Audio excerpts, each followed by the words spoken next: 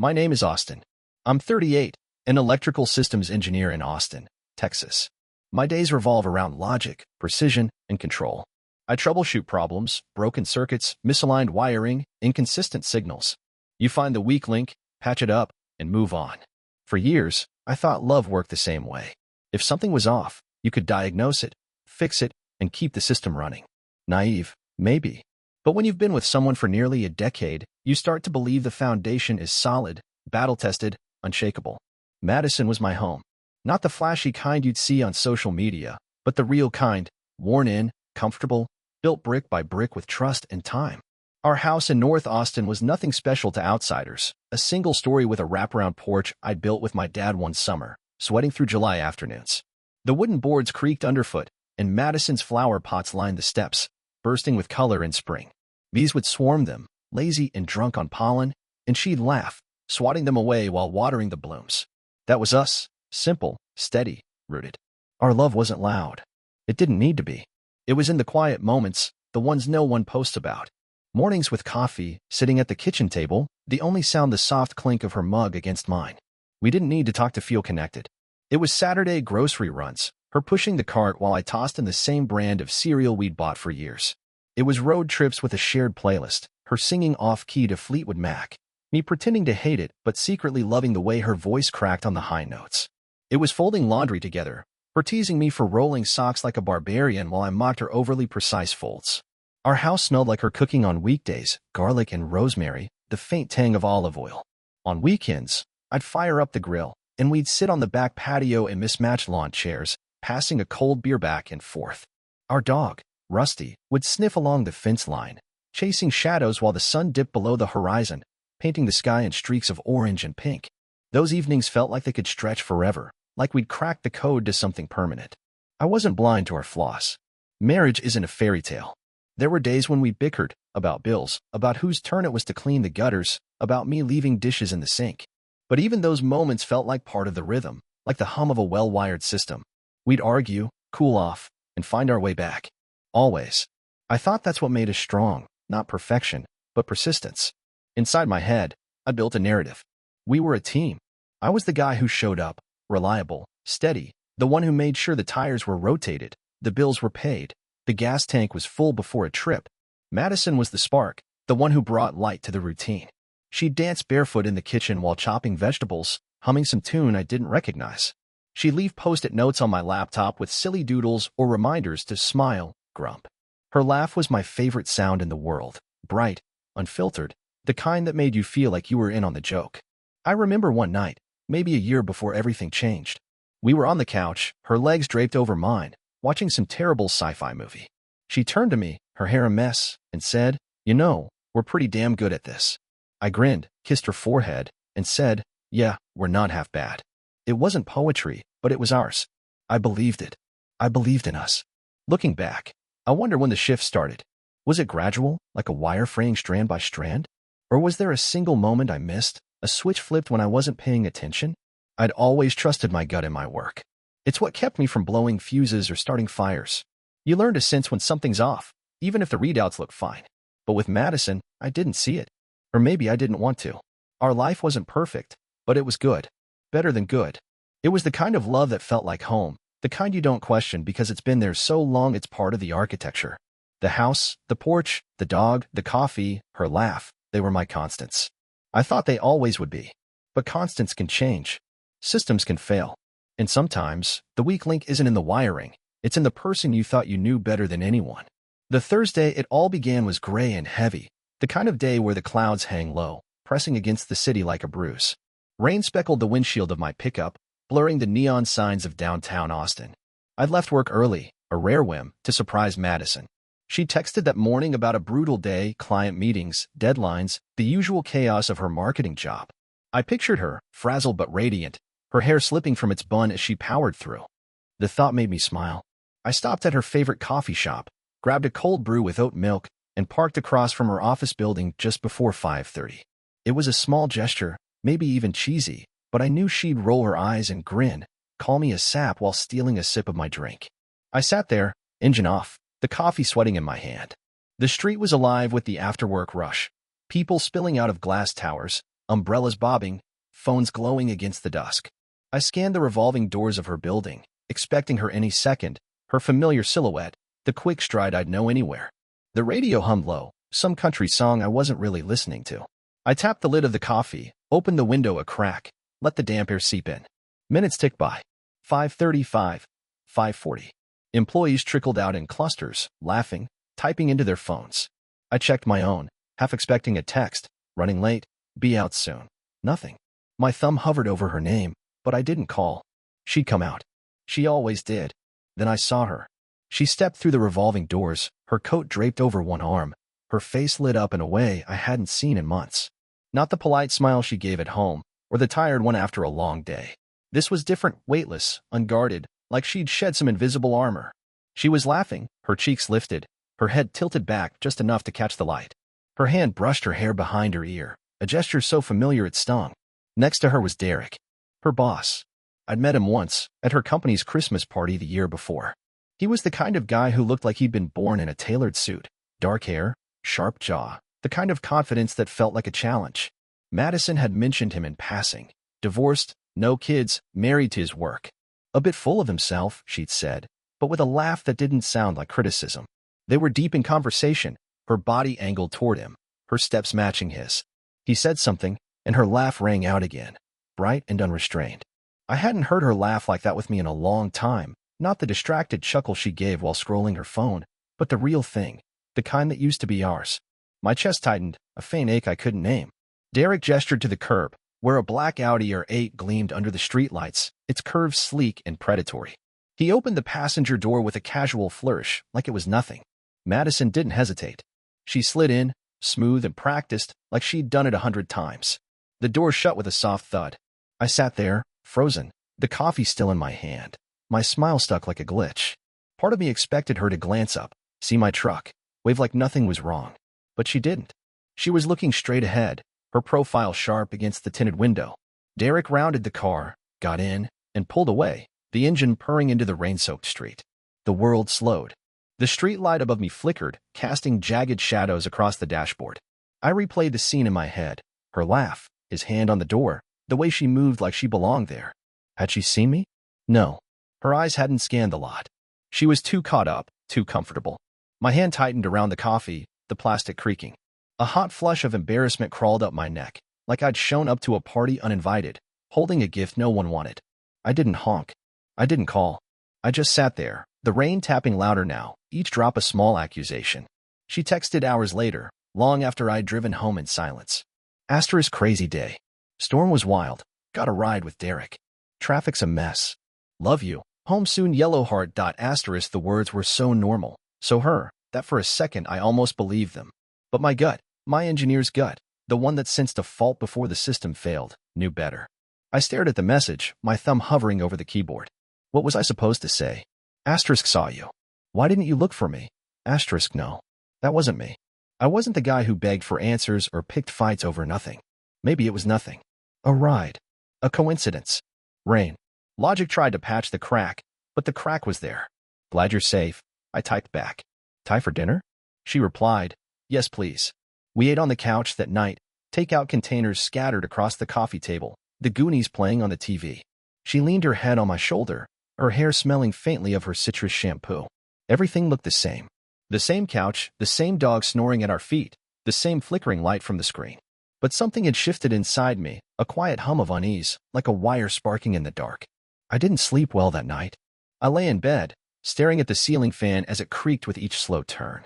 Madison's breathing was steady beside me, her arm draped across the sheets.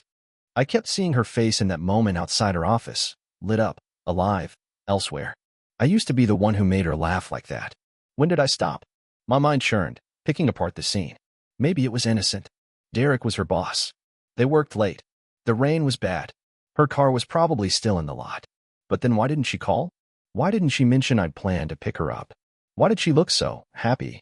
I told myself to let it go. We were solid. 9 years didn't crumble over a car ride. But the image of her sliding into that Audi, the ease of it, the way her body leaned toward him, it wouldn't leave. It was a loose wire, a fault I couldn't ignore. And in my line of work, you don't ignore faults. You trace them, test them, because if you don't, the whole system can burn. The days after that Thursday felt like walking through a house where the lights flicker but don't quite go out. Everything looked the same, our North Austin home, the creak of the porch steps, the faint hum of the fridge at night. But something was off, a current running beneath the surface I couldn't pin down. I didn't confront Madison. I didn't ask about Derek or the Audi or why her laugh had looked so foreign. Maybe I was afraid of the answer. Maybe I still wanted to believe it was nothing, a glitch in an otherwise solid system. But the doubt had taken root, and doubt, I've learned, is like a hairline crack in a circuit board, small at first, but it spreads if you ignore it. I started noticing things. Little things, the kind you'd miss if you weren't looking. Madison's phone, once left carelessly on the kitchen counter, now followed her everywhere. She'd carry it to the bathroom, tuck it under her pillow at night, always face down, its soft buzz breaking the silence every few hours. I'd catch myself glancing at it when it lit up, my pulse quickening, then look away, ashamed of my own suspicion. One night, I saw she'd changed her lock screen password to a string of emojis, smiling faces and hearts. Since when did she use emojis for anything but texts? The bathroom door, once left open while she did her skincare routine, now clicked shut. She used to talk to me through the mirror, her voice bouncing off the tiles as she rambled about work gossip or weekend plans. I'd lean against the doorframe, half listening, teasing her about using too much moisturizer. Now, the lock snapped into place, a sound so soft it shouldn't have mattered, but echoed in my chest like a slammed gate. She started saying she was running again, something about needing to clear her head. Madison hadn't touched her bike in years. It was buried in the garage behind paint cans and tangled Christmas lights. One morning, after she mentioned a ride, I checked. The tires were flat, the frame coated in dust. My stomach twisted, but I didn't say anything. I just closed the garage door and went to work, the image of that untouched bike burning in my mind. Her appearance changed, too. Subtle, but undeniable. New heels appeared in the closet, ones she hadn't worn since our early dating days. A faint trace of perfume lingered in the air on weekdays, not just for date nights. She'd breeze past me in the morning, already halfway out the door, her eyes skimming over me like I was part of the furniture.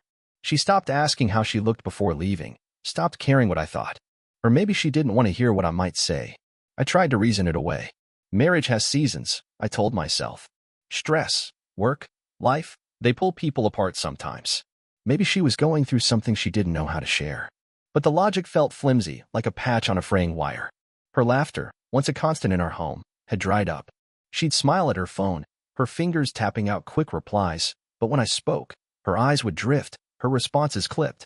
One night, I found a small box in the closet while grabbing a jacket. A bracelet, delicate and silver, still in its boutique bag, a receipt crumpled beneath it. The date was recent, the store one I'd never heard of. I asked her about it over dinner, keeping my tone light. Hey, what's that bracelet in the closet? Gift for someone? She froze for a split second, her fork hovering midair, then flicked her eyes to mine. Oh, that? It's for Candace's birthday. Haven't wrapped it yet. Her voice was too smooth, too rehearsed. Candace's birthday was in September. It was April. I nodded, took a sip of water, let the moment pass. But that night, I lay awake, the ceiling fan creaking above me, its shadow slicing through the dark. Candace's name felt like a lie, a loose thread I couldn't pull without unraveling everything. My friend Tom noticed the change in me before I admitted it to myself. We met at a dive bar one evening, the kind with sticky tables and neon signs buzzing in the windows. He leaned back in his chair, nursing a beer, his eyes narrowing as he studied me. You're quiet, man. Too quiet. What's going on? I shrugged, tracing the rim of my glass with my thumb. Just work. Long week. He didn't buy it. Bullshit. You look like you're carrying a damn boulder. Talk to me. I wanted to tell him about the Audi, the phone, the bracelet, the way Madison's hugs felt a second too short now. But the words stuck in my throat. Saying it out loud would make it real. Instead, I forced a smile. I'm fine, Tom. Just tired. He didn't push, but his hand landed on my shoulder as we left, steady and warm. I'm here, all right? Whenever you're ready. The doubt grew heavier each day, a weight I carried in my chest. I started keeping notes, not because I wanted to catch her, but because I needed to know I wasn't losing my mind. On my phone, then in a password-locked document on my laptop, I logged the inconsistencies. Late nights she blamed on work, phone calls that lasted too long, the way she'd flinch when I walked into a room unexpectedly. One night, I woke up around 11 p.m., the house dark except for a sliver of light under the office door. I padded down the hallway, barefoot, the floor cold against my skin. Her voice drifted through the half-closed door, low and careful. He's getting suspicious, she whispered.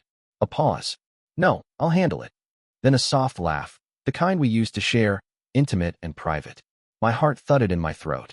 I stood there, holding my breath, waiting for more, but she hung up. The light clicked off, and I backed away, retreating to the kitchen like a ghost. The fridge motor kicked on, shattering the silence. I stood there, hands braced against the counter, staring at nothing. Handle it. Handle what? Me? Our marriage? The life we'd built? The words looped in my head, each one a spark threatening to ignite something I wasn't ready to face. I didn't go back to bed. I sat on the couch, the TV off, the house creaking around me. My mind replayed every moment. The Audi, her laugh, the locked door, the bracelet. I wanted to believe there was an explanation, that I was misreading the signals. But my gut, the one that had saved me from countless wiring disasters, was screaming. Something was wrong. Something was breaking. And the worst part? I still loved her. Even as the doubts piled up, I could still see her dancing in the kitchen, double knotting my shoelaces before a hike, leaving notes that made me laugh. Those memories were anchors, holding me in place, keeping me from confronting the truth. Because if I was right, if she was slipping away, what did that mean for the last 9 years? What did it mean for me? The air in our house felt different now, like it was holding its breath. The routines continued. Coffee in the morning, Rusty sniffing at the fence, Madison's perfume lingering in the hall. But they were hollow, a performance of a life I wasn't sure was mine anymore. I didn't confront her. I couldn't. Every time I opened my mouth to ask about the Audi, the bracelet, or that whispered phone call, the words dissolved. What if I was wrong? What if I was right? The fear of either answer kept me silent, but the silence was suffocating. It was a Friday when the truth finally broke through, sharp and unyielding, like a wire snapping under too much tension. Madison didn't come home. No text, no call, just an empty house and the slow tick of the kitchen clock. I sat in the living room, the TV off, the darkness pressing against the windows. At first, I rationalized it. Maybe her phone died. Maybe a client dinner ran late. Maybe she was at Candace's, like she'd claimed before. But Candace lived in Oregon, and the lie felt like a blade twisting in my gut. By midnight, I was pacing, my footsteps muffled by the rug. Rusty watched me from his bed, his ears twitching. I checked my phone again. Nothing. I called her, once, twice. Straight to voicemail. Her voice, bright and familiar, cut through me. *K, it's Madison. Leave a message. *I didn't. What could I say? Where are you? Why are you doing this? At 2:17 a.m., my phone buzzed. One message. At Candace's. Don't wait up. The words hit like a punch, not because of what they said, but because of what they didn't. No apology, no explanation, just cold detachment, like I was a roommate, not her husband. I stared at the screen, my thumb hovering over the reply button, but I didn't type. I couldn't. Candace was 1,500 miles away. The lie wasn't even clever. It was lazy, as if she didn't care enough to make it believable. Something in me snapped. Not anger, not yet, but clarity. I stood, my legs moving before my mind caught up. I walked to the kitchen, opened the drawer where we kept the clutter, old receipts, spare keys, a checkbook we hadn't touched in years. Beneath it was an envelope labeled account info. I logged into our joint bank account, the screen glowing harsh in the dark. Recent transactions loaded. A $214 dinner at an upscale restaurant in Houston. A $367 charge at the Marquette Hotel, also Houston. Deluxe suite, Riverview. One night. My breath caught. I clicked through, my hands shaking. The dates matched her late work nights. I opened our shared cloud photo storage, driven by some desperate need to disprove what I already knew. There it was, a new upload, not hidden, just sitting there like she'd forgotten I could see it. Madison in a black and white dress I'd never seen, her hair styled in soft curls, makeup bold and precise. She was smiling, subtle but effortless. Behind her stood Derek, his hand resting on her waist, his face tilted toward hers with a smug familiarity. The timestamp matched the hotel charge. I sat back, the air leaving my lungs like I'd been hit. The room spun, the edges blurring. It wasn't just a ride home. It wasn't just a laugh. It was a life, a parallel world where I didn't exist. I didn't scream or throw the laptop. I just sat there, numb, the truth settling like ash. The woman I'd built my world around had been living another life, and I was the fool who hadn't seen it. I don't know how long I stayed there, staring at the screen. At some point, I called Tom. His voice was groggy but sharp when he answered. Austin? It's 2 in the damn morning. You okay? No, I said, my voice barely a whisper. Can you come over? He was at my door in 20 minutes, his hair mussed, his jacket thrown over pajamas. He took one look at me, slumped on the couch, the laptop still open, and didn't ask questions. He sat beside me, his presence steady, grounding. Show me, he said. I turned the screen toward him. He scanned the photo, the bank charges, his jaw tightening. Jesus, Austin. I'm so sorry. I shook my head. Don't. Just help me think. He leaned forward, elbows on his knees. What do you want to do? Confront her? Wait. I didn't know. My mind was a tangle of hurt and logic, each pulling in opposite directions. I can't stay here, I said finally. Not tonight. Not like this. Tom nodded, no judgment. Then let's get you out. Pack a bag. You can crash at my place, or we'll find somewhere else. But you don't need to be here when she walks in. Packing felt surreal, like I was moving through someone else's life. I grabbed a duffel from under the bed, tossed in jeans, shirts, socks, my toothbrush. I left my wedding ring on the sink tray, its faint glint catching the bathroom light. I looked around the bedroom, her novel on the nightstand, the comforter we'd picked out together, her hair tie on the dresser. It was ours, but it wasn't mine anymore. Tom drove me to a cheap hotel in San Antonio, an hour away. The kind with thin walls and vending machines that rattled all night. I didn't sleep. I lay on the stiff bed, staring at the popcorn ceiling, replaying every moment of the last 9 years. Her laugh in the kitchen, her notes on my laptop, the way she'd tie my shoes before a hike. Were they lies too? How long had she been slipping away? Tom stayed with me that first night, sitting in the armchair by the window, his silence a lifeline. You don't have to figure it all out now, he said as dawn broke, gray light filtering through the curtains. Just take it one step at a time. You're stronger than you think. I didn't feel strong. I felt like a circuit board fried beyond repair. But I nodded, because what else could I do? The next morning, I found a month-to-month apartment on the edge of San Antonio, a beige box with cracked sidewalks and quiet neighbors. I moved in with my duffel and a folding chair, the space echoing with every step. Madison called, texted, left voicemails, Austin, please talk to me. I messed up. We can fix this. I didn't respond. Not out of spite, but because I had nothing left to say. She'd chosen silence first, with her lies, her secrets. I was just matching it. The pain wasn't loud. It was quiet, a steady ache that followed me everywhere. I'd wake up reaching for her side of the bed, then remember she wasn't there. I'd see her favorite coffee shop and feel a pang, sharp and uninvited. I hated that I still loved her, that I could still picture her dancing barefoot, her smile when she caught me singing off-key. Those memories were weapons now, each one cutting deeper than the last. But there, in that empty apartment, with Tom's words echoing in my head, I made a choice. I wasn't going to let this break me. I didn't know how to rebuild yet, but I'd start somewhere. One step, like he said. One step away from her, from the life that wasn't mine anymore, towards something new. The years after I left Madison were like rewiring a house from scratch, slow, deliberate, with moments of frustration and flickers of hope. I settled in San Antonio at first, in that sparse apartment with its cracked sidewalks and humming ice machines. The emptiness was loud, but it gave me space to rebuild. I threw myself into work, tweaking designs late into the night, the glow of my laptop a small anchor. I hit the gym after hours, the clank of weights drowning out the memories that crept in uninvited. But healing, I learned, isn't linear. It's a jagged line, full of days when you think you're fine and nights when the ache returns, sharp as ever. Tom was my lifeline. He'd drive up every week or two, bringing takeout or a six-pack, sitting with me in the kind of silence that didn't demand answers. One night, over greasy pizza, he looked at me and said, "You're still here, man.